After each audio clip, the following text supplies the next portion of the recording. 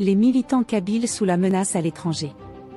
Il y a longtemps que je n'ai rien publié, non pas par abandon, mais parce que la vie m'a pris de court.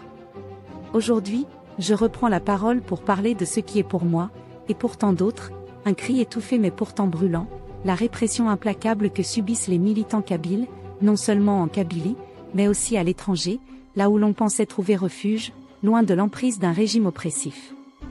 Les services algériens ont démontré à maintes reprises leur capacité à réduire au silence toute voix dissidente sur leur territoire, par la peur, la violence et l'emprisonnement. Mais ce que beaucoup ignorent, c'est que cette machine répressive s'étend désormais bien au-delà des frontières de Kabylie. Là où les militants kabyles espéraient la sécurité, ils trouvent l'intimidation, la surveillance et les menaces sous des formes plus insidieuses. La répression ne prend pas fin avec l'exil, elle se transforme, se dissimule, mais elle continue de s'abattre. À l'étranger, les militants kabyles se retrouvent sous la surveillance constante de réseaux d'informateurs envoyés par le régime.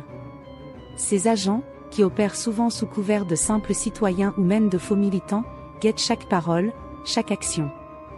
Ils recueillent des informations, qu'ils rapportent ensuite aux autorités algériennes.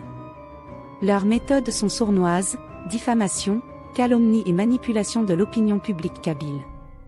Ils cherchent à briser les liens de solidarité entre militants, à éroder la confiance au sein de nos communautés en exil, à isoler ceux qui persistent à défendre la cause kabyle.